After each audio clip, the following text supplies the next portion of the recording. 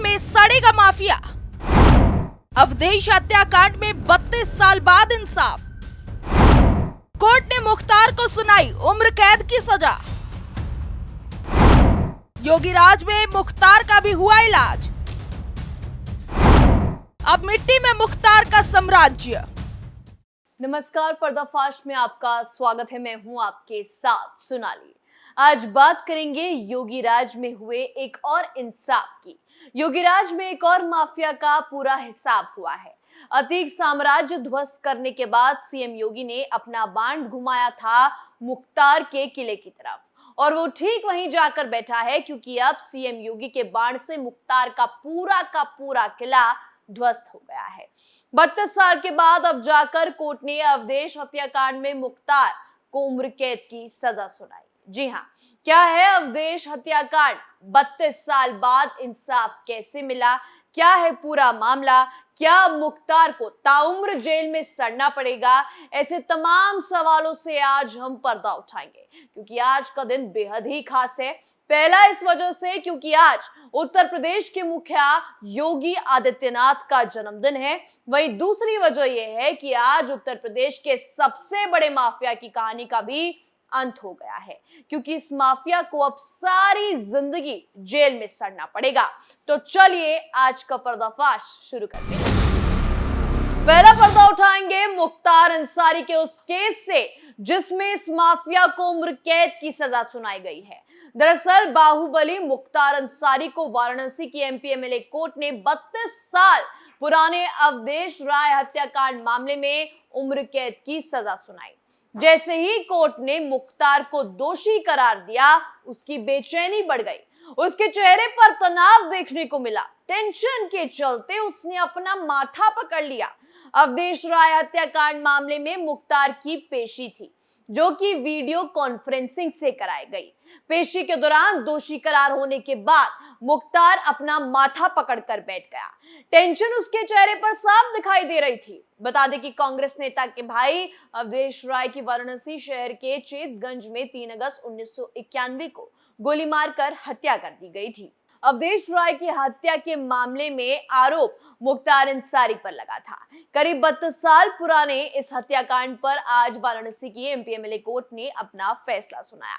32 साल बाद इंसाफ मिलने पर अवधेश राय के भाई और कांग्रेस नेता अजय राय ने क्या कहा, चलिए आपको बता दें। अजय राय का कहना था कि ये हमारे इंतजार का अंत है। मैंने, मेरे माता पिता, मेरे भाई की बेटी और पूरे परिवार ने सब्र रखा था, और हम मुख्तार अंसारी के आगे नहीं झुके। सरकारें आईं और गईं और मुख्तार ने खुद को मजबूत किया, लेकिन हमने हार नहीं मानी। आज अदालत ने मुख्तार को मेरे भाई की हत्या के मामले में दोषी ठहराया है। अब क्या है ये 32 साल पुराना मामला?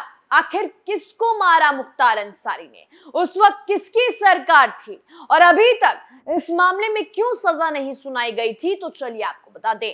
दरअसल वाराणसी के चेतगंज थाना क्षेत्र के लहूराबीर इलाके के रहने वाले कांग्रेस नेता अवधेश राय 3 अगस्त 1991 को अपने भाई अजय राय के साथ घर के बाहर खड़े थे। इस बीच वैन से पहुंचे बदमाशों ने अवधेश को निशाना बनाकर अंधाधुंध फायरिंग शुरू कर दी। वैन सवार बदमाशों ने अवधेश राय की गोली मारकर हत्या कर दी।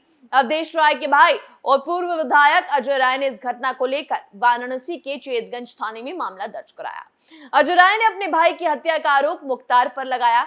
अवधेश राय हत्याकांड में पूर्व विधायक अब्दुल कलाम, भीम सिंह, कमलेश सिंह और राकेश श्रीवास्तव उर्फ राकेश न्यायिक को भी आरोपी बनाया गया। मुख्तार अंसारी इस समय बांदा जेल में बंद है।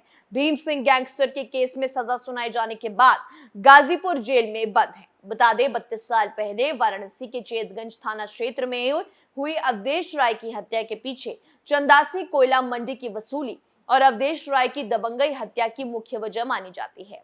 बताया जाता है कि अवधेश राय ब्रजेश सिंह के करीबी थे और अपनी दबंग छवि के चलते चंदासी कोयला मंडी, जहां मुख्तार का एक छत्र राज चलता था, उस कोयला मंडी से लेकर वाराणसी के तमाम व्यापारी और बाजारों से मुख्तार अंसारी की वसूली में अवधेश राय अड़ंगा बन गए थे।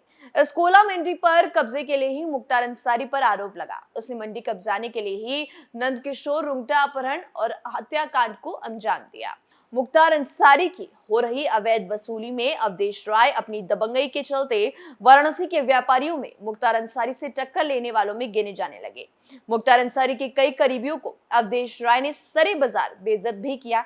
यही वजह थी कि 3 अगस्त 1991 को दिन दिहाड़े मुख्तार ने अपने 4 अन्य साथियों के साथ मिलकर अवधेश राय की उनके घर के सामने हत्या कर दी। योगी सरकार में 9 महीने के अंदर ये 5वां मामला है जिसमें माफिया मुख्तार को सजा हुई। इनके अलावा टाडा से जुड़े एक मामले में मुख्तार को नई दिल्ली में सजा हुई, यानी 9 महीने के अंदर माफिया मुख्तार को 6ठी बार सजा सुनाई गई।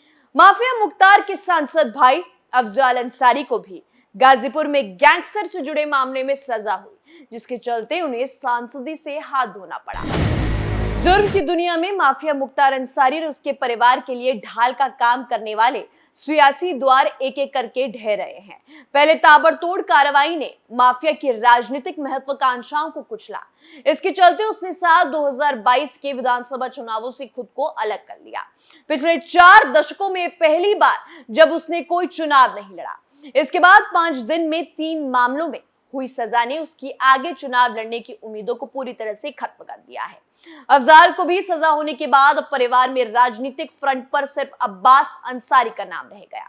वो भी फिलहाल जेल में है और इसके खिलाफ भी गंभीर मुकदमे की संख्या बढ़ती जा रही है। अभियोजन विभाग अब्बास के खिलाफ दर्ज मुकदमे में तेजी से पैरवी कर रहा है ताकि उसे भी जल्दी से जल्द सजा दिलाई जा सके। इसके अलावा अब्बास अंसारी मनी लॉन्ड्रिंग के मुकदमे में भी फंसा हुआ है, जहां ईडी उसके खिलाफ कोर्ट में आरोप पत्र दाखिल कर चुका है। अब्बास के खिलाफ जो मामले हैं उन सभी से सजा 2 साल से ज्यादा की होनी तय है। अगर ऐसा हुआ तो मुख्तार का आखिरी सियासी द्वार भी ढह जाएगा। अब्बास अभी सुबसपा से मऊ सदर से विधायक है।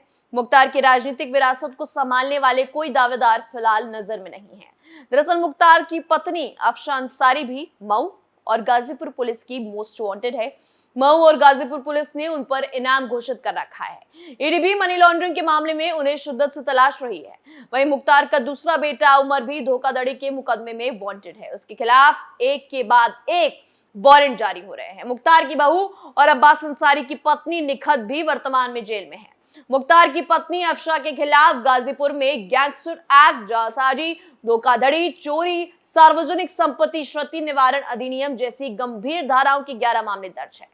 इसके अलावा एक केस ईडी में मनी लॉन्ड्रिंग से जुड़ा है। इनमें से 8 मामले कोर्ट में अभी भी चल रहे हैं। मुख्तार के भाई सिगबतुल्ला के खिलाफ 3 मामले दर्ज है। इसी तरह छोटे बेटे उमर अंसारी के खिलाफ लखनऊ, मऊ, गाजीपुर में जालसाजी, धोखाधड़ी, आपराधिक साजिश, आर्म्स एक्ट के 6 मामले दर्ज हैं और सभी ट्रायल पर हैं। बड़े बेटे अब्बास के खिलाफ लखनऊ, मऊ और गाजीपुर में जालसाजी, धोखाधड़ी, 30 आर्म एक्ट और आपराधिक साजिश के 8 मामले हैं। इसके अलावा ईडी का मनी लॉन्ड्रिंग का केस अलग चल रहा है। मुख्तार के बड़े भाई और सांसद अफजल अंसारी के खिलाफ गाजीपुर और चंदौली में गैंगस्टर एक्ट, आपराधिक साजिश, सीएलए एक्ट, बलवा जैसे गंभीर मामले दर्ज है।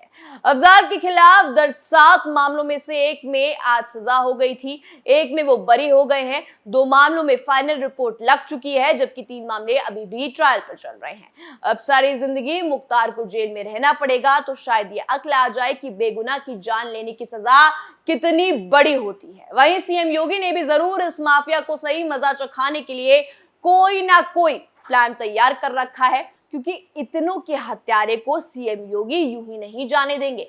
वहीं अब लोग सवाल उठा रहे हैं कि क्या जेल के अंदर ही मुख्तार को मार दिया जाएगा या बाहर लाकर होगा उसका एनकाउंटर। अब ये तो आगे पता चलेगा, लेकिन एक और माफिया को सजा योगी राज में मिल चुकी है, ये साफ हो चुका है। पर्दाफाश में आज के लिए इतना ही। कल नए मुद्दे के साथ एक बार फिर हाजिर होंगे। तब तक के लिए देखते रहिए कैपिटल टीवी उत्तर प्रदेश। नमस्कार।